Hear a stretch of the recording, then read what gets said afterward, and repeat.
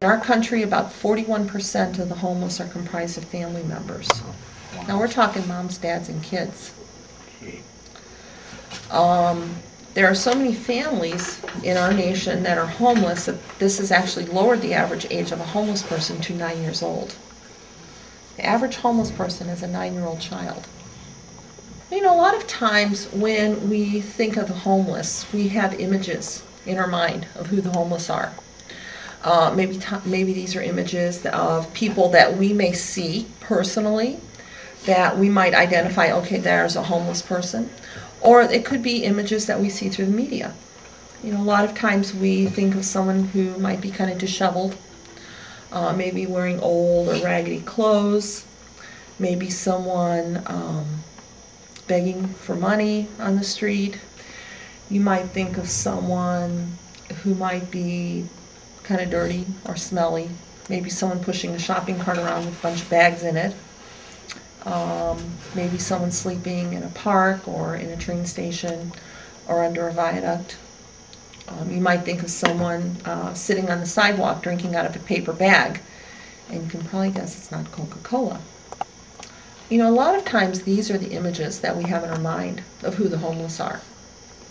And that fits many homeless people. But the majority of homeless people, you would never know simply by looking at them or talking with them. You would never know that they were homeless. Many of them can actually look like you or me. Now, statistically, the fastest rising population of homeless people are actually families with children. You're here at the center. Like, how did you make it here? Because me and my husband actually, he was offered a job in Minnesota, and they emailed him for this job, and he turned it down, and then they emailed him again that this was his last chance if he wanted this job, making $17 an hour. Wow. Yeah, that's a lot of money compared to Chicago. Getting money, you know, that's kind of hard to make. So we went down there.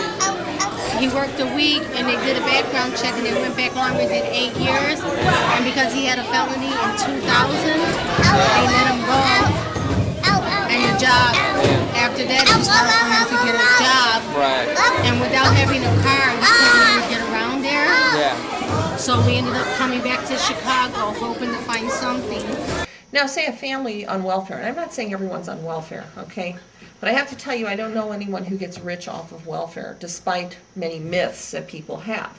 But say a family with 2 children, at least in Illinois, on welfare is allotted cash assistance of just over $300 a month to live on, which is supposed to pay for housing, utilities, transportation, clothing, laundry, personal supplies like toilet paper and toothpaste, school supplies for the children. Not food. A lot of times they will also be issued food stamps, though that's not a whole lot either. Actually, about a year ago, some of our U.S. Representatives went on for a week. They went on what was called the food stamp diet. And actually, food stamps nationally, what the allotment is $3 a day per person. Could you guys eat on $3 a day? No, not comfortable. Huh? No.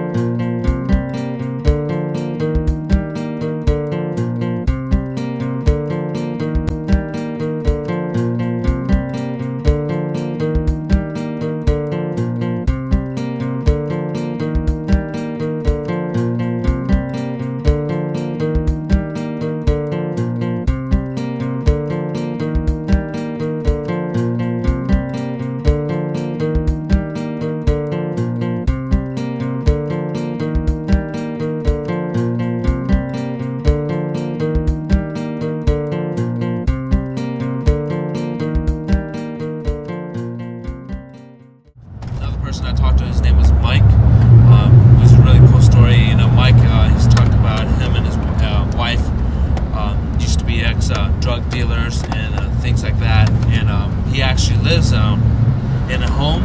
I don't know how is. I don't know what's going on there, but you know, he said he likes to hang out with you know, in the quote unquote worst parts of town, you know, not as good parts of town, because that's where he's from. And he talked to me a lot about, you know, remembering where you're from, remembering your roots, you know, going back to where you came from, because you can't forget about where you came from, or else you can either end up back there, or else you can start to be too prideful and say, you know, I'm too good for them.